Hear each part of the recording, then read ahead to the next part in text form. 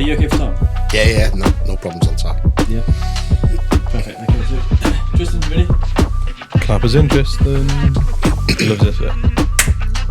Welcome again to another episode of RecTalk. Today we have Paul Cooney from Zodeq. Paul, how you doing? Hi, good morning. Yeah, very well. Good to be here. Thank you. Good. Thanks to for have you back here. making the journey. Yeah, it's been a couple of months now since you've last been back here with us. It has, yeah, just before Christmas. Yeah. The set's improved since I was last here, so Yeah. very impressive. We keep meaning to have that game with Paul, don't we? We do, yeah. It doesn't seem to happen. Although me and you've been playing a lot of Paul recently, haven't we? We have, yeah. Yeah. That's our kind of like, right, we need to strategize. Really? Yeah. Yeah, because we were talking to a few people, and a lot of people that have businesses, especially like in the early stages of business, they don't, especially if they've got business partners, they don't take a step away and have like board meetings. And board meetings doesn't have to be like round the table and let's talk about this and let's talk. It's more just I've got this idea or this is what I think we should do, and that's what we've done. Well, that's where forever, like haven't we? the whole concept of the podcast came from. Yeah. Was us down here going like, right, okay, why don't we try this? Why don't we do that? This could help, push rec tools. This could help us get in front of a lot of the vendors in the kind of recruitment world, and actually when we can kind of get their thoughts on what we're doing with rec tools and what they want to see and that kind of thing, right? Yeah. And so we've been spending a lot of time playing pool recently. So actually, we're getting pretty good, I think. We do have a pool table in our Manchester office, so next time you're in Manchester, you have to come Yeah, and have a game. we'll There's do a lot that, gets discussed around the pool table as well, I have to say. We've got a lot of guests who can't make the journey down to Cough for a number of reasons, and a lot of them are based up They're in lazy, Manchester. mate, that's what it is. Yeah, They're all lazy. so we're Not like Paul. thinking next series might be Rec Tools on the Road, where we Yeah. just go out and kind of meet as many people as we can. So yeah, we'll take you up on that. Well, you've for got sure. Chester and Manchester for us, so no problems. Yeah, be delighted Happy to days. host you. So you got two offices then? Yes, that's right. Yeah. So who gets to be in the office with you then? We still be working flexibly, getting the job done. So people are sort of free to come and go as they want to, Fair enough. and it's worked quite well. We've carried on what sort of come out of COVID really, and it's worked well for us. How was the invoice financing world impacted by COVID? Yeah, I think a lot of sectors clearly were impacted by COVID. I think recruitment was less so. In our business, we saw less of a decline because of the sectors that we were supporting. So things like parcel delivery, things like logistics, healthcare, medical. Right, yeah. They The were- key workers. They yeah. were less affected. The key workers. We didn't have a lot of exposure in sort of construction and retail, for example, where the hospitality, where those sectors shut down. So it did vary from business to business, I think, in terms of the impact. Yeah. So you would have had to then pivot or certainly kind of strategize by way of kind of managing that then. Yeah, I mean, don't get me wrong. I think like most businesses in the April and May of 2020, I think we sort of looked there and thought, what's going to happen? Nobody quite knew what was going to happen. Well, I remember when it started happening. So we'd ended up in 2020. It was still me and knitting in sort of like December, 2019. And we'd done a half-year account. We were like, fucking hell, actually, we're doing really well. We were genuinely surprised. Like, fucking hell, yeah, we're doing this. We actually might be pretty good at this. So then we ended up in like the new year deciding, all right, let's kind of bring in our first hire. Hired somebody towards the back end of Feb, and then in March we were in lockdown. Yeah, and it was like shit. Okay, and then I mean we just were pale on the face, thinking, what do we do? And I think that was the thing with most. We had all our businesses, temps finished, all the perm jobs got pulled, and we sat there and we'd just taken on a second office. Yeah. So we were in this Service like just office. across the service offices, but we were literally just in a room across the room from our old office. And in the old office, then we'd sort of set up into like a real kind of relaxed vibe where we're doing one-to-ones, client meetings, that kind of thing. It was really like, this is great. And we're like, shit, we've just taken on 2 office spaces and a member of staff, and now all our revenue is just gone overnight. And we're like, do you remember? I remember it was like January time. We were shooting pool and like strategizing. That's what we were doing, strategizing in our board meeting. And I was like, I remember going like, Sean was like, have you heard this thing in China, like this COVID thing? And I was just like, nah, that's not going to impact us. That's a fucking Chinese problem. That's like, what's the worst that'll happen? Yeah. A few people will get sick like bird flu, and then like, bam. Yeah, well, like, I remember shit. I'd been down to Bristol. I'd flown down actually with a colleague. flown down. No, it's easy. It's like 60 quid to fly, and it was like 300 on a train or whatever. So we just flew down to Bristol. On the way down, we was actually saying just it feels like everybody's flying out there. It felt like the economy was really good. Things were Everybody was booming. booming. Yeah, things were going really well. We Yeah, come out of 2019 and we were really bullish about the way things were, and flew down on. We flew back that afternoon, and I remember it's the 23rd. It was the 20th of February, so it was just before we started to hear about it, and there was these guys coughing on the plane, and I got it. Before it was a proper thing. Yeah. It was the 20th of Feb, and then I went to my dad's house. It was his birthday on the 23rd of February, and I remember just sat at my dad's house thinking, "No, what's going on?" And in hindsight, that's what it was. It was COVID. So I had it in the December 19. Yeah. It was before it was like even December a thing. 19. Yeah, December 19. So ended up going into hospital. My vitals were dropping. I've got a kidney condition anyway, but they were like, right, you are literally like your body's shutting down and we can't figure out why. And I'm sort of lying there like, just help me. Yeah. Like, and it was things like 3 or 4 nights in hospital, literally the week before Christmas, and it was really touch and go. And then sort of recovered, blah blah blah. And I remember it was about I think it was like April or May time. The weather was nice, that's what I remember. We were in lockdown, and I had a call from my kidney consultant, and he was like, yeah, blah blah blah, like catching up. He's like, do you mind coming in for some tests and stuff? I was like, well, I'd rather not, because like the whole world's on lockdown, and I was still believing that this zombie disease was out there.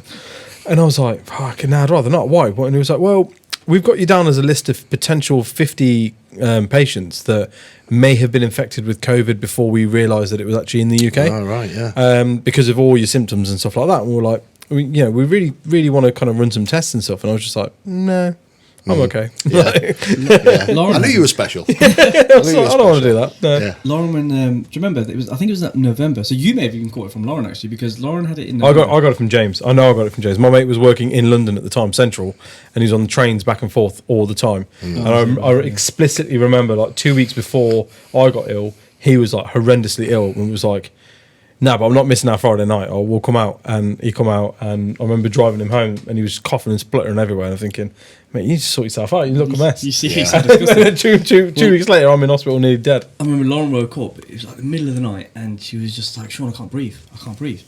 And at the time, my daughter, she must have only been 1. So I was like, "Look, I can't. Like, it's 2 o'clock. I'm not going to drag the kids out into A&E." So I was like, luckily my cousin lives a couple of doors down. So I was like, "Look, drop her down to A&E, and I'll just like keep me posted." And she was on ventilators and like nebulizers and all that sort of stuff, and they just kept her in, and then they sent her back the next day, and they were like, "Look, you might have pneumonia. We think it is pneumonia. Take these like steroid tablets and all that sort of stuff." Following day, she was like, "I still can't breathe," so we had to go back to the doctors again. Same thing on the nebulizer, and then after about 3 or 4 days, she'd recovered, and it was like, "Wow, that was weird, wasn't it?" But a couple of months later, it's like, "Oh, COVID." Yeah. And then it didn't make sense to us until probably like March, April time. We were like, shit, you probably had COVID.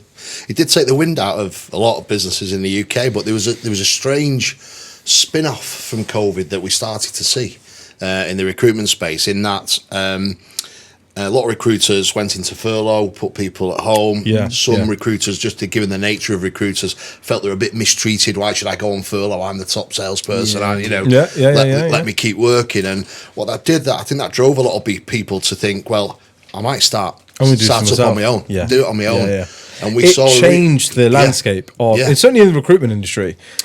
Like the post-COVID world is so different. Things have come on leaps and bounds, but you're right, absolutely. The confidence level of some consultants going, no, if I could do this for myself, like I built these guys £500,000 last year. If I could build a third of that for myself, I'm pretty comfy. I'm doing well. Did you see an upturn then in inquiries? Massive, yeah. So even if you look at the stats, the industry stats, I think there was 6,000 new recruitment agencies in 2019. There was 10,000 in 2021. And it's the old days of a recruiter just putting hundreds of people into a warehouse. They weren't those types of businesses that were being set up. They were recruiters in niche areas, maybe engineering, maybe IT, maybe 1 or 2 customers. Sort of really not just putting bodies in places. Actually, a really consultative way of doing recruitment. And they were the companies that kind of came out of COVID and have really kicked on from then, and we've really seen a benefit from that and seen the industry change. And we actually changed our strapline on our own website. We went from "do it your way" to "now is the time," and we kind of that's thought, good. Capitalise on it, give people that kind of So have you gone back to do it your way as well now?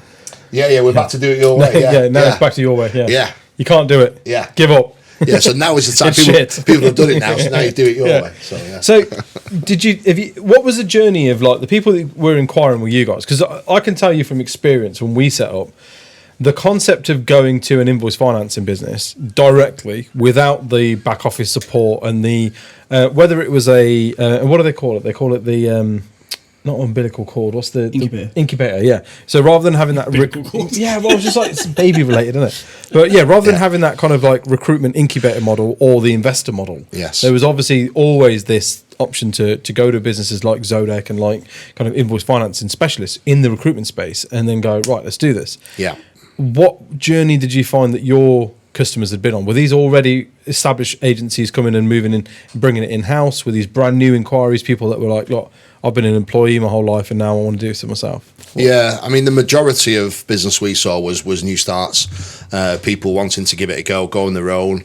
It's interesting, you're coming out of a bigger recruitment company to do it yourself. Some recruiters get a bit of a shock that actually I'm no longer just a recruiter, I'm part accountant, I'm part legal person, I'm a marketer. I'm everything, other than HR, fuck HR. Yeah, absolutely. You can't say that, Paul, because you've just bought a new HR team. No, absolutely, yeah. We've got a wonderful HR team, yeah. But we try and sneak in the words fuck HR in every podcast. Do you? Right, okay, fair enough. But actually, people wanting that support and then having that realisation that actually there's loads of things I need to do here with my new recruitment business. And there are some really good incubator firms that will help you get a website and your insurances and everything else. But some people can do that on their own and know people who can do that. And that's where we sort of ended up finding people who wanted to use us and sort of go from there. So the majority of these inquiries were then just people going, no, new startup, rather than migrating from that incubator model or the investor model. Although you can't really migrate from an investor model, can you? Once you're in, you're in. You're in, yeah. No, we still get the industry still has movement in the industry. People moving around from different setups to more general setups like ourselves. But no, I think we had predominantly what we tried to do was back some really good recruiters who we knew that they could do the job and really support them on their journey. And so who's sense checking that though? Are you meeting them? Because I know when we moved to Zodeq and. Like we met with you, we were like, which was a nice little touch. It was like, oh, okay, the MD wants to meet with us. That's pretty cool. Like obviously gives a shit sort of thing.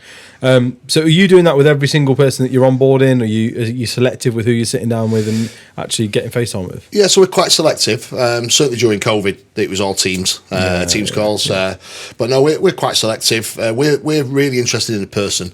We're really interested in backing people that we think are going to make a go of it.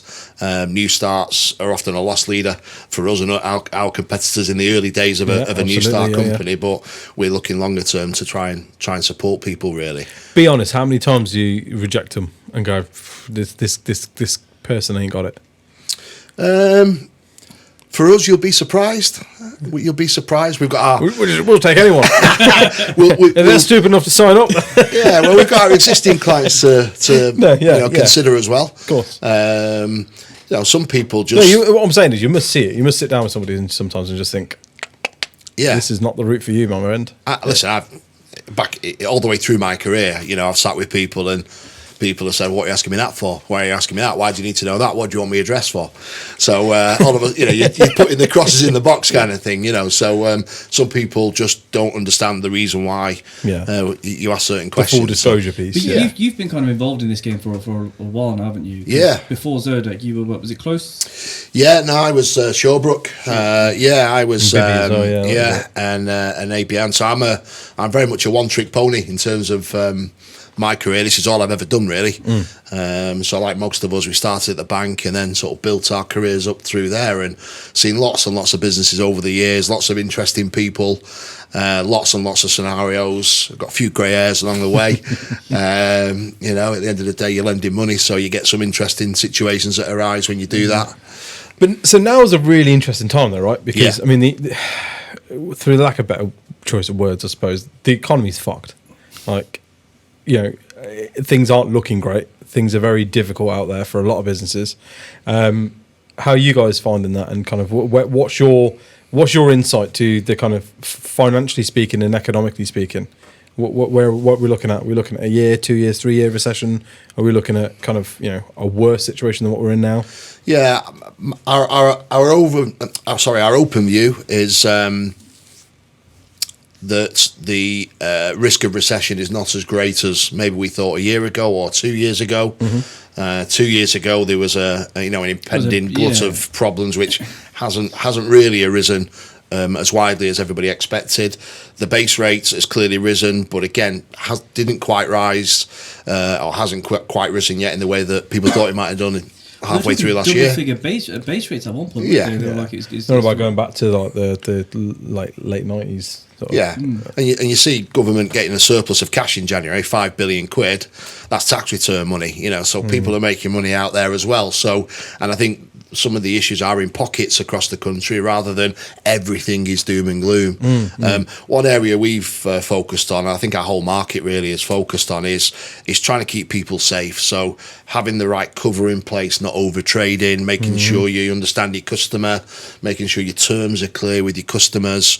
We have bad debt protection across all of our customers with our clients, and we just try and make sure people don't over trade. So if the worst does happen, then we're keeping people safe. It's not a disaster if well, that's one of the biggest risks, isn't it? Over trading and over exposure to kind of a limited client base. They seem to be two of the biggest reasons why, certainly in recruitment, why people seem to fail. Run out of cash because they're waiting for it to come in, and at the same time spending it completely overexposed on the other side. But it's salespeople, though, isn't it? Like, recruiters, we're salespeople. So for them, if they've got finance saying no, you can't trade with them, it's like, well, you're stopping me from trading. You're stopping me from making more money. It's like, actually, mate, if they don't, we spend our commission before we even got it, right? As Mr. Dennehy says, salespeople are just a fantastic breed. But this is it, and they'll look at it as like, oh, but you're stopping me from trading now. It's like, well, no, we're not stopping you trading. What we're actually doing is stopping you from going under. On the basis that these guys ain't paying. So if they're not paying, they're not a customer. You're a charity for all intents and purposes. Well, there's two things there. One is, I think I've learnt over my career that the British are very good at entrepreneurship. No matter what troubles and issues are put in our way, we're very good at entrepreneurship and very good at finding a way through. I think when you drill that down into recruitment, which is a sector I've loved for many years and worked in many years, recruiters are even the entrepreneurs of the entrepreneurs, if you like, and they are glass half full. We work in an industry where people want to do really well. And so I love that aspect of recruitment. So whilst there might be some doom and gloom out there in the economy and in certain sectors, clearly, recruiters will find a way to find the positive and try and trade forward through it. I mean, if you look at it, the industry itself is like, what, 40 billion a year or something daft like that? Yeah. So that's not an industry that is going to go away anytime soon. I mean, and talk about it all the time. There's so many different, especially with like RecTalk and stuff, we see a lot of like automation and a lot of like, this is a job board that you don't need without you can use without recruiters, and a lot of it is trying to phase out recruitment agencies and recruitment consultants. Even internal recruitment in itself, that entire concept was, well, why are we going to an agency paying them 5, 6, 10, 20,000 pounds at a time for fees when we just bring that team in house? And recruit the people ourselves. But none of it works. Because at the centre of all of it is the agencies, right? That they're the ones who have got access to the network. They're the ones that have got access to the skill sets and the knowledge within the market. So we kind of place ourselves in the centre of a lot of stuff. And if you look at the different sectors as well, I mean, we specialised in finance for a long period of time. So we always had direct access to finance directors and CFOs and finance controllers and all that sort of stuff, who generally speaking are the centre of every business anyway, aren't they? And purse string holders. And you get a lot of business acumen and certainly my business acumen and commercial acumen has gone up massively just talking to accountants and finance people. How have you had to adjust? Have you seen a change in how people want to recruit and what type of people want to recruit? Funnily enough, we were talking about this yesterday. So traditionally, it would always be a case of you'd BD a client and you pop a call and be like, hey, look, it's such and such from this, and this is what we're doing, blah, blah, blah. You go through your sales pitch. And then you end up getting a meeting with the client. And then once you've had the meeting, that then transitions into, okay, this has now gone from a possibility to there's something here. Because a client wouldn't waste their time in giving you an hour and a half or whatever in a meeting if they're not interested, which would then turn into you pick up jobs and then you convert that into business. And we were kind of back and forth with the different sectors because we've got Tempware, which is our industrial engineering brand, where I think that process still exists and it has to still exist. Whereas on finance and IT, we were talking about, well, rather than having client meetings where we're going out to Birmingham or going out to Northampton or wherever, spending an hour and a half to get there and back, is the Teams call method the way forward now? Do we do those discovery calls on Teams, understand that first, then go out and see the because that's normal for people, right? And also then you're no longer geographically bound. So there used to be a time where, as an agency like ours, we'd be like, right, okay, we've got an office in Coventry that services the Midlands region, maybe as far as Northampton, because we can get there and back in the same day. But if we wanted to break into Manchester, for example, where there's a big tech presence, we would genuinely have to look at, right, we need to look at an office and then hire somebody locally and put that person in, and then look at travelling up there at least twice a week to be present with that person, and really end up spreading yourself. And then the same again if you want to be in London, same again if you want to be in Scotland. And then a lot of these businesses be like, oh, we've got 15 offices throughout the UK and blah, blah, blah. And like, whereas now, we were very early adopters of the online candidate registration. So we have our registration form online. Anybody, whether we direct them to it or anybody land on the site, can go and register for work. They can upload their documents. They're all secure, so GDPR compliant. But it allows us to, rather than be like, okay, I need to meet you to register you as a candidate, gets rid of all that bollocks. Like, we're in the it's 2023 for Christ's sake. Like, even our industrial stuff. I mean, like, you've seen the sort of clients that we work with, and on that side, which is normally the kind of people traffic that comes in through retail-based recruitment.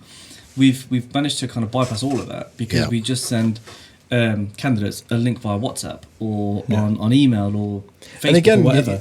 The technology is out there, so you haven't got language barriers. You can, a Google Chrome page can translate it into Romanian, Polish, Turkish, whatever kind of national that you're dealing with to help them kind of go through that process smoothly. We found that what's happened is that I think, and this is I've picked up on this recently, certainly doing the RecTalk stuff. People have had a very difficult Q1 because what's been happening is we've been servicing vacancies and servicing them well. Most agencies have, right? It became very much about, I don't care where the candidate comes from. I have an empty seat there. I need a bum on a seat, right? Whether it's a developer, test engineer, a finance candidate or whatever, I'm not fussy about which agencies I use because actually the agency history that they did have and the relationships I did have, well, COVID happened and these people left, set up on their own, they left recruitment, all number of things happened. So now I'm kind of more bothered about end result. Yeah. Whereas I think this start of this year, that's started to change back again now. And all of a sudden, it's about, people, well, hang on a minute. Managers. I want an account manager. I want someone who understands my business. I want, because piece. these hires are no longer a case of filling a seat or plugging a gap. There is potentially a recession coming. We have all learnt a very harsh lesson in that we're one bad month away from shutting down. Everybody seems to be a bit more cautious about who they're hiring. Yeah. And what that naturally brings to the forefront from clients' perspective is, well, I don't know whether I can trust you. Yeah. And I want your terms to be this way and I want this to be. So, yeah, I found talking to a lot of the guys on, sort of the business owners on RecTalk that use our site, everyone seems to be saying the same thing, which is, I don't know what's happening out there, but it's been a tough quarter. Yeah. And I don't know if this is what it carries on like, this is going to be tough. Yeah, yeah. You would have seen that in sort of performance, right? On kind of your customer base. Absolutely. Well, we track it daily. Yeah. We literally track sales daily, collections daily, and we track trends and how it moves and shifts around. And we're almost obsessed by it in a way because one day slipping cash collections sometimes is the start of something a bit more serious. But going back to the point we said before about the new entrance that we've seen into the market and others have seen, it is more consultative now, recruitment, without doubt. People want an account manager, people want to add some value, people really want to understand what is coming down the track in terms of your business and then starting to plan for that moving forward. So becoming more of a specialism recruitment, I think, is a trend that I think we'll see moving forward. I also think that we're not a million miles away from it becoming regulated. I think people are going to start looking at recruitment as a way of, right, okay, in the same way that estate agents have regulators, in the same way that kind of a lot of sales businesses, I mean, if you look at the motor trade as well, even they have FCA we have standards and outside of the financial stuff you still have like BVRA standards or there's standards that you've got to kind of comply exists to out there, doesn't it, the recruitment type, but that's not an official thing. You don't have to sign up to that. You don't have to be able to be part of them to be able to trade.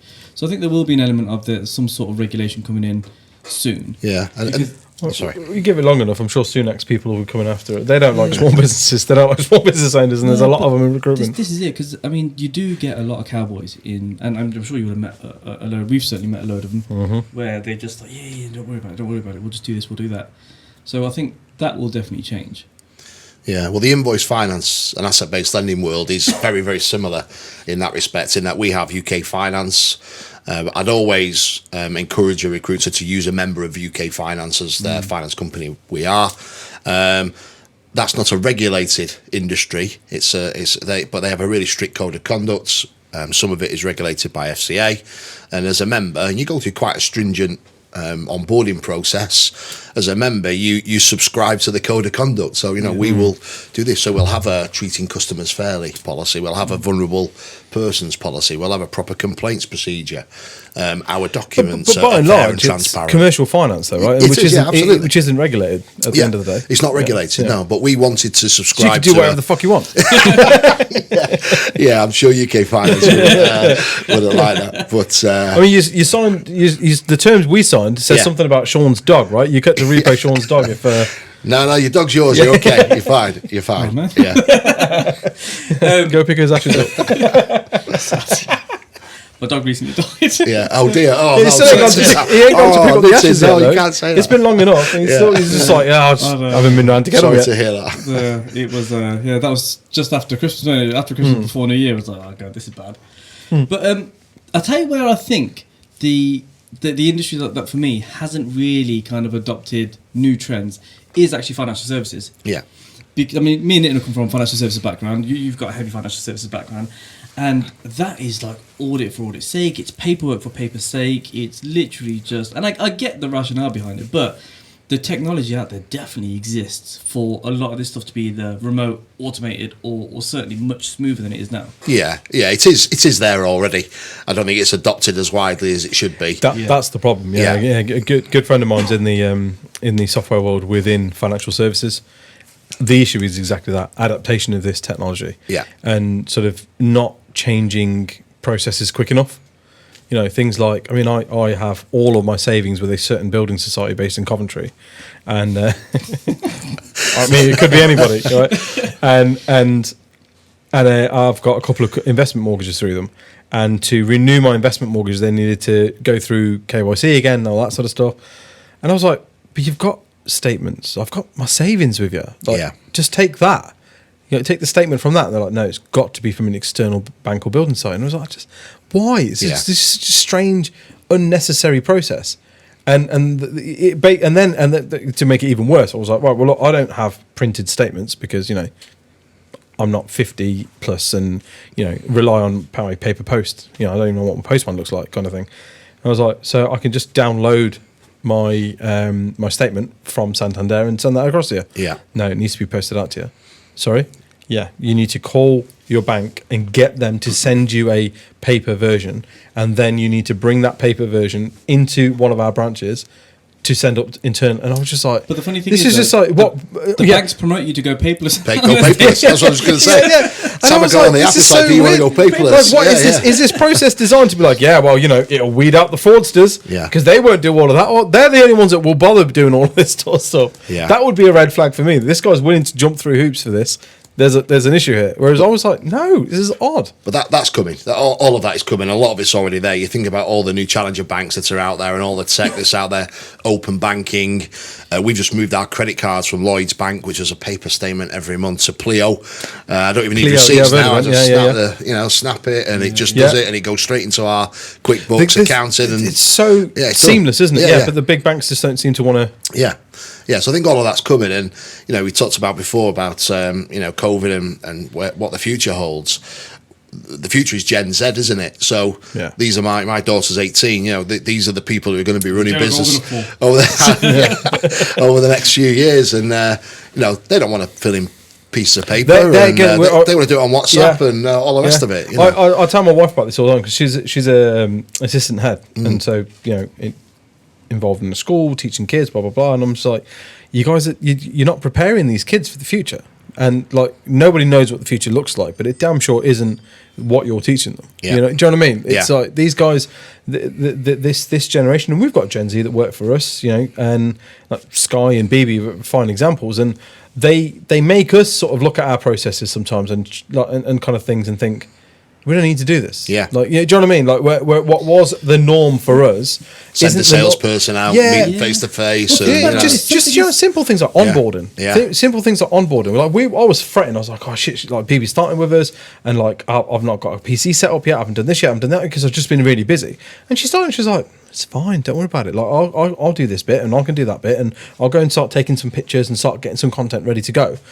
And I was like, I know, because we're millennials, and we would have bitched and moaned. I'd been straight on Twitter or Facebook, like, my fucking first day on job, arseholes didn't even have anything ready. Like, because we're just a moany bunch of, like, you know what I mean? Yeah. Whereas these guys just go with the flow. Think about the little things like just during employment. Do you remember the days when, and we're all old enough to remember this, but when like text messages first started becoming a thing, right? Yeah. And then not long after that, if you were to send a text to your work to say, can't come in today because... Yeah, you remember that, right? You got to phone in by 8:30. Yeah, like, yeah. You know, if You you, can't you, send a text. you have to phone in. A text isn't good never enough. a day off. Not a single one of these guys has ever called in sick. Yeah. They always text. Yeah. And that's all right, because do you know what? At 7 a.m, I'm trying to get 2 kids ready for school and get myself sorted and do a school run. I don't need to be that. I'm really unwell. Yeah. Like, yeah, just fine, whatever. If you're not coming in, you're not coming in. Yeah. I have kids to sort out. Yeah. But that's the point, though. So this is kind of an example of how kind of we've embraced how technology is kind of helping the way we work, right? Because something as simple as sending a text to say, "Oh, I'm not coming in today," 15 years ago wouldn't have been acceptable. No. But Sackable offence, that I think. Yeah, well, it was, wasn't it? Yeah, Yeah. in sales especially. Yeah. But these guys make you question because they're not the, and this is the big. I think for me the big difference between kind of the millennial generation that we are and then the Gen Z that are now in the workplace is that we never question things as much as these guys do. We question stuff. Yeah. We question certain processes, and we were, you know, innovators in our own right with things like, you know, process automation and that kind of thing. But we didn't really question anywhere near as much as these guys do. Because you ask them to, like, oh, well, yeah, I know if I said to Sky, right, next time you're sick, I need you to phone me. You need to phone me. She'd be like, why? And then I'd go, I don't know, because that's what my boss used to make me do. Like, why? Why is that? Yeah, why do I need to do that? Yeah. You know? A text message back then would have been. And I remember when I was managing within kind of the retail banking world, if I had a text message, my director explicitly told me that that's not good enough, and therefore that person hasn't called in sick. Yeah. They're just AWOL. And it's like, but I know they're not AWOL because I have a text message here that says they're not AWOL. Yeah. No, it doesn't matter. Yeah. You have to put them down as AWOL. But how that part of the how Gen Z buy stuff in future is really important. So having rec tools, they'll just want to come onto something, buy it, go away. They don't want a long process. They won't want whether it's buy to let mortgage or finance or whatever it is. They just want to click on, find something, probably on TikTok, go on, 2 minutes, and it's done. And people won't want to spend a lot of time. I'll blame Amazon for that. Yeah. Because No, it's Amazon not just created- it's not just Amazon, man. His entire process in every single interview or seminar that he does is always like, what does the customer want? Yeah. And the customer wants access to this as soon as possible. In the background, we'll do everything else, right? But he wants access to everything straight away. And because Amazon did that, the rest of the world had to compete with that. Yeah. And now what you've got is, and take things like Just Eat and Deliveroo and all these sort of things, right? Yeah, people have boomed off the back of My that my mentality wife, change. I swear, she has shares in like Deliveroo and Amazon and stuff like that because, like, just a bottle of milk, right? Used to be a case of, oh, on your way home, can you grab a bottle of milk?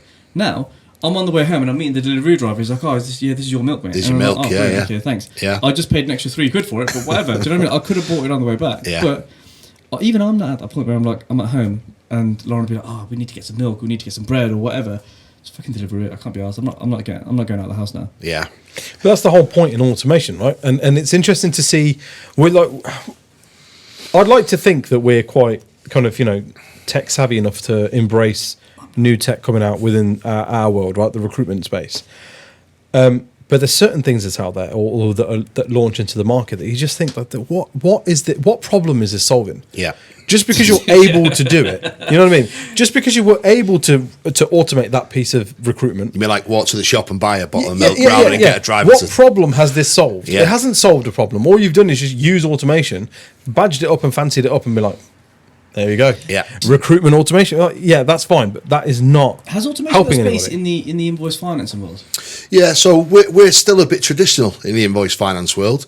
But the thing is, you don't have to be, right? No, because no, it's no. commercial No way. lending and Yeah. it's not as heavily regulated. Yeah. So like you got things like Habito on for like buy to let mortgages and stuff, where it's all plug in your details and we'll fucking do all the shit in the background, like very Gen Z focused. Yeah. Do you not think there's room there in kind of that invoice financing world to Massive, to yeah. sweep up these customers? Yeah, that's what I was saying. So there is a little bit of old-fashionedness about what we do, but a lot of the market has really embraced tech. You know, there's some really tech-savvy, tech-heavy companies out there that operate these facilities. There is still an element of seeing the whites of people's eyes when you do what we do, sort of the cut of people's jib, if you like, because it's ultimately you are advancing money to people. So there's that goes on, but embracing tech is massive. Big thing on our agenda moving forward and others is open banking. How you can link in open banking with your accounting software, how that then links in with our facilities and our tech is a real big kind of feature of what's happening right now and what we'll see in the future. But you say onboarding new that customers and stuff like that, though, do you reckon that's always going to be the account management relationship side of it, where it's because I mean you're in a space now where you're scaling, you're growing, and things are moving in the right direction for you guys, right? So at some point, you're not going to have time to do what you did with us, right? Yeah. Yeah. I think yes and no is the answer to that. I think you'll see some facilities, again, don't really want to give too much away, but you'll see some facilities there where it will be more of an automated, selective type way of doing it versus a whole turnover, full kind of facility, and people be able to pick and choose and dip in and out in the future, rather than it be an old traditional where everything's got to go through the facility and you're tied in with everything. So I think you'll see more innovative moves like that in the market, and our market's always been innovative in looking at different products and different ways of doing things, and I think you'll see it more like literally onto the website, buy what you need, use it for how you want to use packages it. of like here's the difference, because you mentioned there about the seeing the whites of the eyes, right? Yeah. And where that's a very kind of like old school sales approach, isn't it? Right, and that's kind of like the thing that we used to do as well, right? Where no, I need to meet the candidate, I need to meet the person, I need to meet the client, because then I can see what they're about and that kind of thing. But in the world that makes a difference, though. Yeah, but let me challenge that for a minute then, because we're moving into a world now where, because of the ability to hide behind technology, it opens the doors for a lot of introverted people and a lot of people who aren't good face to face, who aren't going to look you in the whites of their eyes for whatever reason, and aren't going to impress you face to face. They're coming out with some really cool, interesting things, and they get to hide behind either the brand image or the tech, or the piece of equipment that they've built themselves. And you never have to meet them, you never have to know them, but you know that the product and the service is going to work, and the route to market is there, and all the other credentials line up, right? Case in point being, like, if you'd have met like an Elon Musk back in the day, there's no way a major high street bank or even a New York investment bank would have given this guy tons of money to go on, you're worth taking a gamble on. Well, they didn't, did they? Same with Bezos. They Exactly. didn't either. This is the point, right? Whereas in this day and age, I think there is an argument that approach of looking at somebody in the whites of their eyes isn't always going to give us the answer that we want, because the days of our dads going on a Friday afternoon putting a suit on and, well, where are you going, Dad? I'm going to go meet the bank manager because I'm going to go ask for a loan. They would dress up appropriately and take the little briefcase that only ever went to the bank, you know, and that's a foreign concept for people like BB and stuff now, but we remember these things. That's gone now. Do you know what I mean? Like, case in point of, like, recruiters used to wear suits. We used to wear suits. There was no way I'd have my hair long working in sales, and then that's amended and changed because actually growing beards, you wouldn't know. No, do you know what I mean? Yeah. And I think that's all part of kind of this technological revolution that we're going through, which is, like, there are people out there who can build and do some great things, who, if you met, you would laugh at and walk away thinking, what the fuck? Yeah. You know, but actually, what you've done is you've just missed out on the gold mine. You've potentially missed the next Bezos or the next Musk because it didn't wow you in the way that we're used to being wowed by charlatans, basically. Because there's just as many people that we would take a gamble on because their jib was good and the suit fit nice and he said some really cool, interesting things. Yeah. I like the look of this guy, and you chuck a ton of money at them, and they turn out to be just a con man. Yeah, no, it's a fair point, and I think I think certainly we've changed. So in the old days, you have bank, you have lender, clients. Mm-hmm. The lender was the lender, the bank was the bank, the client was the client, and there was a clear separation between you must do this and you must do that as our clients. Certainly in the recruitment space now, ourselves and other competitors of ours, it's more of a partnership. It's more collaborative now. There isn't that lender and client mentality. Yeah. It's very much a partnership, and a lot of people have done that really well. But meeting the person, as much as we want a new client to be right for us, we need to be right for the clients as well. So not everybody fits everybody. No, true. Albeit we have to be open to everybody, right? Because everybody needs an opportunity. So meeting somebody and getting to know somebody is one strand of the things that you look at when you I'll take that. And I think that's when a potential client is weighing us up, and when we're weighing a potential client up as well. I think that's important. You mentioned it earlier in the recruitment world, right? Everyone's had a poor Q1, or they're having a worse Q1 than they expected to have, because they want that account management piece. They want that kind of relationship building piece. And I think if you're taking away the human element, if you're relying heavily on automation, and again, it brings me back to my point of people using automation to try and get rid of recruitment agencies, right? They don't want to. People don't want to do it. People don't want to take away that human element, because there'll always be certain industries that require a human and a people interaction. Yeah. Bear in mind as well, there's a lot of people who were single. Parents, family, whatever, were quite far removed. So I know of at least a few people who lived in a flat in like London or the centre of Birmingham or whatever by themselves, and they spent the lockdown period by themselves. And they're the ones who are like, no, I want to be back at the office. Yeah. I want to be having human interaction. I want to be talking to people. The older generation, people in care homes and all that sort of stuff, those guys were craving human interaction, and I think we have to be conscious of the fact that automating for automating's sake is one problem, but if what we're trying to do is continuously just automate to reduce and remove human interaction. Take for example the bank manager thing is a really, really good example, actually, because in today's world, if you were to apply for a mortgage, you're not going to have the same experience that you would have 30 years ago, right? Yeah, good luck. 30 years ago, you'd go to your bank manager, sort of cap in hand, briefcase suited up and all that sort of stuff, and be like, Paul, look, I need to get a mortgage. This is what I've been earning, this is what I'm doing. And the bank manager would then make an assessment of, you seem like a credible person. Yeah, fine. We're prepared to lend you money.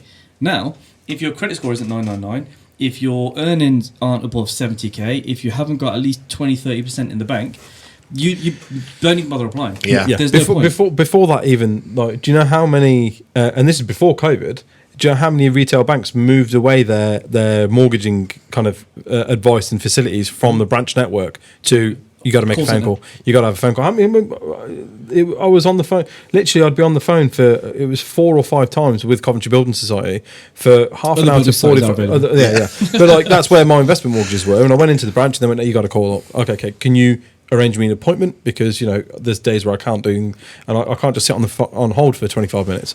Well, you're going to have to, because there's no way of making an appointment. Cool, go through the process. Oh, your particular mortgage needs to sit with this department. They only work these hours, so you've got to call them during these hours. And I'm like, who's the customer here and who's the fucking supplier? Like, what this dynamic is wrong. Like, I shouldn't be have to running around chasing you guys just to fix my mortgage. Like, that customer is always right element has disappeared as well, hasn't it? Yeah, it has. Yeah, I think when the banks get it right, they get it right, don't they? And it's really slick and it's really good. And I've had a good experience. Shout out to Halifax Bank. Yeah, Halifax great. Look, Coventry Building Society is great. Their rates are good. The service in the banks are good. I'm not like singling them out, but from experience, you can't go into. We used to manage nationwide building societies and branches for them. You can't go in and speak to a mortgage advisor anymore. You just can't. But this is my point about that human element, right? Is that the minute you start taking away the human element from any interaction, right?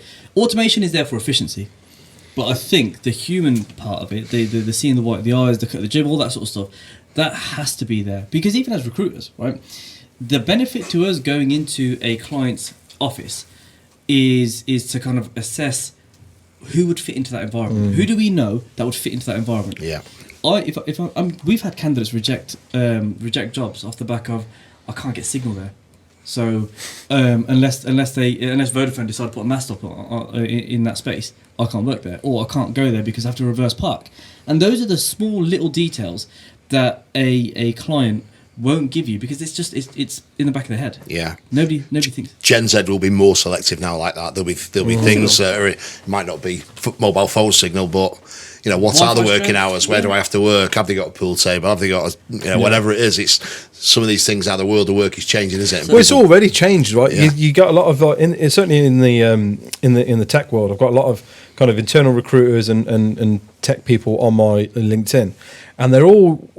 A week doesn't go by without at least one of them putting out around, I don't give a fuck about your beanbags. I don't care that you buy me free fruit. I don't care that I have access to your on-site gym.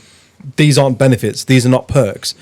And it's like... But they used to be. No, and this is the thing, isn't it? Because we've gone through and watched that being like, you ungrateful little bastards. Like, I would have loved to add free fruit in my back when I was in the office. We do fruit. Yeah. Do you know what I mean? Yeah, like, we do it, these are, but because in our minds, these are perks. So we go out there and we're like, oh yeah, we've got a really cool, funky working environment, and we got to do this and we do that, and because we think that that's really impressive because it would have been for us. But then there's this generation of people that are just like, it's not that impressive, guys. I don't care about that. I care about X, Y, and Z. Yeah. And we, I think, as business owners and stuff, we've got to be open to kind of A, accepting that, and B, learning what are those things. And that might be remote working. That might not be. That might be, I just want to be able to go and walk my dog at lunchtime. Yeah. See, I have this concept called what I call social truths, right? Which is basically that there are a pool of people out there who on social media will say the popular things. They'll say things like, yeah, well, we offer everybody unlimited annual leave, or I had one guy the other day who on LinkedIn who was like, if you're looking to recruit, you have to pay over the market rate, and that's where you're going to get the great candidates. If you pay market rate, you're going to get okay candidates, but you'll have to upskill them. And if you pay below the market rate, you're going to get terrible candidates. And I was like, what you're trying to do is you're trying to appeal to a group of people just to get likes and get the media attention. So the people are, right on. Yeah, you want the social clout. Yeah. But the reality is that you're using that concept of social truth of, in my business we do this, and in my business do that. Well, I can tell you now, if shit hit the fan and numbers got tight, all of those things that you call perks would be dropping off But the straight practicality away. of it is, there wouldn't be unlimited holiday. There wouldn't be work from anywhere you want, whenever you want. Choose your working hours. All that shit's going down the drain if the performance and the figures aren't there. Yeah. Now we've got to be practical, right? Because right now we're in my opinion we're heading dangerously towards an area where as in the professional world definitely, we're conceding too much, I think, when it comes to standards, when it comes to requirements. Because, we've got to attract good talent, but you weren't born with the experience that you have now in terms of what you know about commercial finance. Yeah. Right? We weren't born with the experience of recruitment. We were taught it. We're heading towards an area where I think dangerously we're allowing people to have a bad attitude towards work and a poor work ethic because we're promoting things like, get your own side hustle and do this, and this. You can even think that I see it on my socials all the time, which is like, get a side hustle where you are transcribing like a meeting or whatever. Go onto AI, type up and that spits it all out for you, and all you got to do is just tidy it up and send it back, and then you can make this much money by doing. It's like, come on, what you're trying to do is use other people's technologies for you to just make a bit of extra cash on the side. Yeah. Back in our day, it was like buying a concert ticket and then flogging it for an extra 200 quid. Do you know what I mean? That's all you're basically doing. Yeah. But I still think some of the old concepts of investing in people upskilling people. You know, we have a really strong graduate training scheme within our business, and some excellent graduates. And you know, you find good people come at uni. Actually, people who want to learn, not necessarily the brightest and the best, but people who really want to have a career and learn. There's still some of those values that are dear to us. That stuff's different to, like, you know, when you've got, if all your staff is sitting there being like, no, but Paul, you know, we want to be able to bring our dogs into the office. And you go like, that sounds like a fantastic idea. Let's fucking do that. Who is that benefiting? Yeah. There's no, like, staff perks and benefits and stuff should be a 50-50 kind of, like, there should be give and take, right? If I'm giving you this as an employee, what I expect in return is an increase in productivity or a reduction in kind of like issues and cock-ups, right? And for the most part. But there's, I agree with Sean. What you're saying is we're now starting to teeter into this world of we're giving so much because we've bought into this concept of a labour shortage. There's a labour shortage. So because there's less people to do the work, we now need to comply more to the people who want. I want reduced working hours. I want to be able to have a nap at lunchtime. I want, you know, to bring my dog in for cuddles for my mental health. And when we're like, okay, but please just come and work for me. And it's that concept there of like, this is getting ridiculous now, because what ends up happening is what's happening in the American Silicon Valley market right now, where you get all these cool, funky perks, and then when the money stops coming in, and a businessman comes in and has to make business decisions, Elon Musk at Twitter, you fire a bulk of the staff. You know, it's that infamous follow me on that TikTok, right? Follow me on my day in Twitter in the office, Twitter offices. Yeah, shit that bitch did about an hour's worth of work, right? She got, and she was sacked straight away. Yeah. But that was like, that was the eye opener. That was the eye opener for Musk to be like, hang on a minute, we've got people who are working from home that we expect to come into the office once a month. And the fuckers come in and they have, I've got my matcha latte and I'm going to sit down and I'm going to eat my breakfast and I'm going to log on to do some work now. And then she's like, and then I went into the meditation room and then I did this room and then I went to that room. And this guy's gone, meditation? What the fuck have we got in these offices? Get rid of half these people. They ain't doing nothing. Yeah. These guys aren't doing nothing. And I think what it tends to happen there tends to follow suit, right? And we're now getting to that point where either we're going to give way too much to these kind of needy employees in the hope that they stick it out or come and work for us because there's a labour shortage, apparently, or we're going to go, no, this is enough's enough. Like, and then, you know, do you know what I mean? There's businesses are starting to do that already because you've got a working from home policy, haven't you? Yeah, we have we do. Yeah, working from home, but we split it. It's sort of 50-50 really. So hybrid, right? Yeah. And a lot of businesses that I'm speaking to at the minute, big corporations, right? They're like, no, it's 3 days in the office, 2 days from home. Yeah. And we're probably going to transition to 4 days in the office, Yeah. 1 day from home. And we're talking FTSE listed businesses that are doing that. I've got one client in particular who she was like, look, yes, as a business, we offer hybrid working and they don't have to come in the office more than 2 days a week. However, my team is a very operationally focused team. And what I want is for them to have FaceTime with the operational staff. Yeah. And yes, they're an accountant, but they're a business partner, so they need to go to site and they need to see those the operational stakeholders. They need to be in front of them 3-4 days a week. And if they're not going to be able to do their job well. There's a massive increase in people complaining about customer service now from customer service people that work from home. Because they work from home, they feel more like they can get away with more cancelling calls, not hide a little bit. Yeah, that kind of thing. Because you can, right? Yeah, we just done a staff survey. Yeah. So if staff surveys are interesting, I've always encouraged staff Interesting, surveys over the go years. on. What was that? So we had no crazy ones on it this year, you know, sort of strange requests and things. But over the years, cuddle pods. Yeah. Well, I quite like the meditation room. I might put one of them in place myself. But so we've had.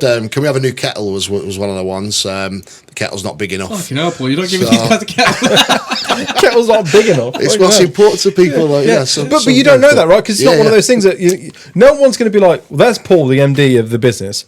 I really want to ask him for a bigger kettle, but like, how do I bring that up in conversation? How you doing, John? You all right? Yeah, I'm fine, mate. Can I have a new kettle? Like, do you know what I mean? Yeah. So but unless you did that, you wouldn't know. Like, you'd go around going like, so what was the craziest kettle facilities are great.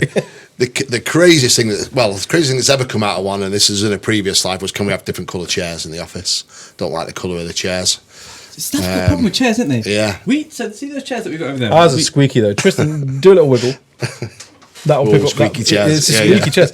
Bless him. He goes, "Can I get a different chair?" Because when we're in the podcast, I have to sit incredibly still because I don't want to be moving around and the sound be picked up on the on the mics. And I was just It like, only squeaks because these are rocking back and forth on the chairs. So it's like, no. Yeah, different kind of chairs. I mean, to be fair though, that sort of stuff is really encouraging because we can often look at things like social media and what the market's doing and try and assume what people want, and that could be free fruit, that could be unlimited holidays or whatever. But actually, just asking them, what is it that you guys want? Yeah, it's anonymous as well, so it's good, and it's important. Like so. a suggestion box or something. Just Yeah. I mean, I quite like that. Yeah. It gives you anything like kind of just absolutely not.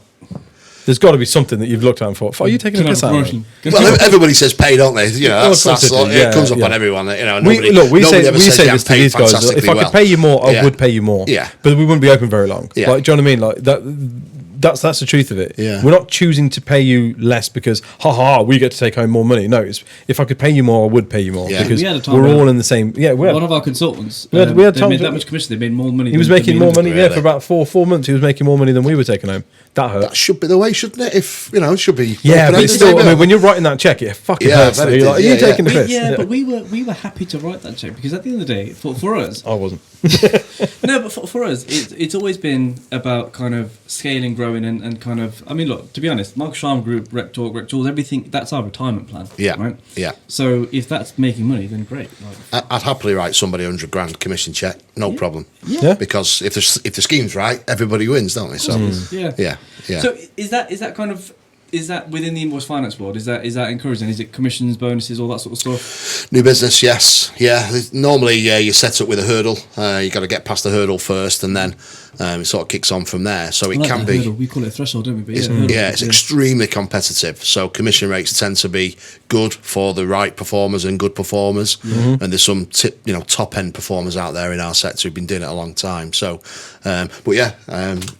Good commission schemes exist. When you get yourself a bigger kettle, you'll be able to scoop some of these guys up, mate. Absolutely, yeah. That's the issue, isn't it? People are like, I would get a picture of you on LinkedIn with a massive fucking kettle like. So there's the message today. Make sure you've got a big enough kettle. Yeah. Because you never know, you might just lose the best person. You want one of those, do you know the old water pod things with the big the gallon water thing? That's what you want, a kettle that size. Yeah. Well, what about attracting sort of clients who are I guess the big fear for a lot of recruitment agencies would be moving from one provider to another, right? Yes. And our journey was slightly different because we went from factoring to discounting, which is kind of a completely different kettle of fish. So there are always some teething pains in that, but do you find that it's an easy sell in the nicest possible way? Do you know what I mean? Obviously you've got challenges, but is it an easy enough sell, or is it something that you have to really kind of work on for months and months and months? Yeah, I think first it's really competitive. So I work on the basis all of our clients are getting tapped up all the time by all of our competitors. I can't work any other way. But no, the process is smooth because UK Finance have put a process in place where people can move from one funder to another, and the idea behind that is that the client sits their interest looks after as a paramount part of that transfer process. So it's easy to move. Trying to demonstrate that to an agency to say, look, this is the process that we go through. There is that nervousness, and I think there has been a little bit of, better the devil than the devil you don't know sometimes in terms of is it worth moving. You do hear some horror stories though, isn't there? There's a particular invoice finance. I think you might have touched on it. But there is a particular invoice financing, invoice factoring type business out there that specialises in recruitment who just hold all margins for their agency if things go into bad debt. Yeah, and I think that's just poor form. That just shouldn't happen. But I think I think the one thing I would say to recruiters, and I encourage this all the time when I'm at various recruitment, I'm at the Expo in a few weeks, and I'll be saying the same. Is that London one, isn't it? Yeah, down in London. Yeah, but I'll be saying, I'll say to people, if you're getting married and you want a tailored suit, what you don't go into Tesco and hope that there's one in there that fits you perfectly. You don't go to a generalist, you go to a specialist. Yeah. And that's what I would say to a recruiter. If you're in a facility that's not working for any reason, what is it that's not working? And then when you understand what's not working, then go and find a specialist who can help you make it work. I mean, we're kind of... I say we're fortunate because we've come from a financial services background, so we get it in a lot of respects. But we do speak to a lot of other recruiters who just don't. So for those guys out there who have had an incubator or have had a or kind of still in an incubator, there's people I can think of that. You know, they've done their 5 years and they have the right to leave now, and they won't, and they just won't, and they'll stay as they are because it's better the devil, you know. So how would you talk kind of those guys through that process, and what would that look like? So I'm with an SSG, a 3R, Simplicity, whoever, like other places are available, right? But yeah. What's that journey look like for me as a recruiter? Yeah, I think so. Firstly, those companies have got good products and they work for lots and lots of recruiters. So I think with anybody that wants to move from anybody, I think first and foremost, you need to identify that it's not the right thing for you now. It might have been once, it maybe isn't now. And where you say you moved from factoring to ID, factoring was right once, it's now not. It served its purpose, for a period of time, Yeah. So firstly, if you have identified, I think the first thing I would do is go and talk to them and tell them what you want to do. I think that's really important. There is one that won't pay you any margin, so be careful. But I'd certainly go and talk, and I would always say open and transparency is the best way. And I think if you are looking to exit a relationship like that, doing it in the right way, where everybody understands what's going on, that's key. And a clean exit is for me the one that I would always encourage people to try and do. So. Suppose then we've gone through this journey now, we've met each other and kind of you're happy, I'm happy, and we're at that point we're like, okay, let's transition. So what does that transition look like then? Yeah, so we pick a date in time. So we might say, okay, 2 weeks on Friday, that's the date of the transfer. Everybody agrees a date. And then we work backwards from there, really, getting the account set up, making sure the outgoing financier has got everything that they need and they provided everything that needs to be provided, that the agency's happy, and then we work towards the completion date. But we pick a date in time and work backwards effectively. And within the industry then, is everybody relatively compliant with that then? Yes. Yeah. Yeah, so is there kind of any bad blood between you and another provider, or is there one that you keep hitting up and taking all their customers? Yeah, there's a couple. Well, there's certainly a number that we've taken clients off where they've never taken clients off us. Yeah. So it's never gone, never gone the other way. But yeah, I mean, look, it's a competitive market. It really is. So so in terms of the kind of bad blood, there's nothing out there where a provider could withhold margin or stop an agency trading or doing something just to kind of make that process a little bit more difficult, or does that happen? Yeah, well, if they're a UK finance member, that just won't happen. That's just not allowed. You just you're in all sorts of trouble. You can't intentionally cock it up. Yeah, so if I'd be really encouraging people to use a UK finance member. If you're not, then you are sort of in the lap of the gods a little bit, where there is no rules in place in terms of what you can and can't do. You're really in the Wild West, aren't you, in terms of kind of... Yeah. So, but even so, that type of thing should not be happening just in the commercial world, Because I think there's a lot of nerves. I mean, I remember when we went to the Expo once. I think it was one of the first times we went to the Expo when was it Kip that we ended up speaking to about. Yeah, he was tied in, wasn't he? Simon, didn't we? Yeah, he was really nervous about it because he's like, I might as well just stay with them because I can't if I move they're going to withhold this, and if I'm going to have to fold and then reset up again and do it somewhere else, and a lot of people are nervous of that kind of journey and what their existing provider is going to do. So I suppose this is an opportunity then for you to kind of just ease their nerves about it. Yeah, so it can be daunting, that. It really can be daunting. Another piece of this is use a professional broker. A professional broker will have internal relationships with all of the lenders. They may be able to have those conversations on your behalf, may be able to make it a bit easier. There may be, a favour owed one way or another that will allow you to get out of a contract that's not working for you. So you have got the option of using an accountant or a broker that might be able to help you with that process. But it can be daunting. But for me, first and foremost, it's transparency and openness. And I think if you've got a proper grievance with a facility, I'd like to think, I'm a baby of this industry, and this is my industry. I'd like to think if something's really not working, then a provider would, let's work out how we can sort it out and allow you to move on. Be grown up about it. And where people don't do that, they're the ones that generally tend to lose out, really. So all in all, I mean, our journey was really seamless. I mean, look, I'm happy to kind of promote Simon J on this as well, because we reached out to Simon. Simon kind of reached out to a bunch of different lenders, and he looked at it because he knows the market so well. For him, he was straight away just understanding of what we needed, and he was like, look, I can go to X, Y, and Z, but actually, let me just introduce you to Paul first. Paul's the guy that you need to speak to.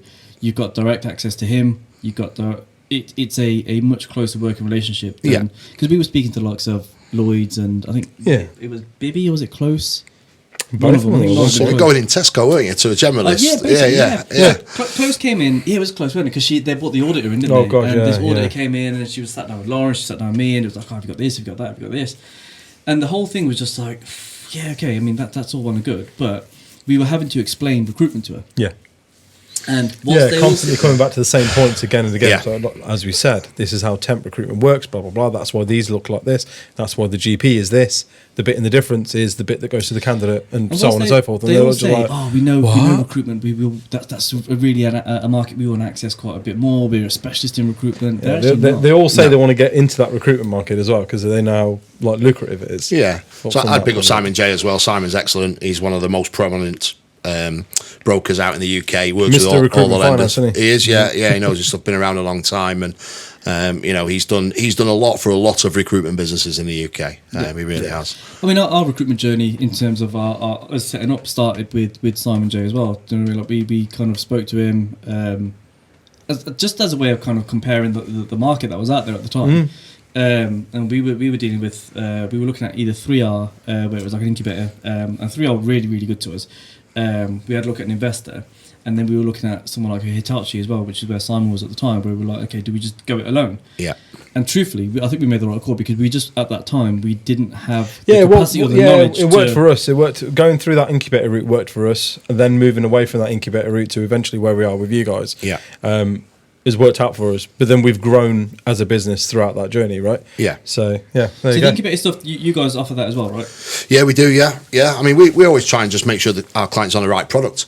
We've gone through journeys with clients from incubator right through to straightforward ID, where there's no service really. It's just a cash facility. So it's important to make sure everybody's on the right facility. So it's all about a journey really, and we can go from one end to the other.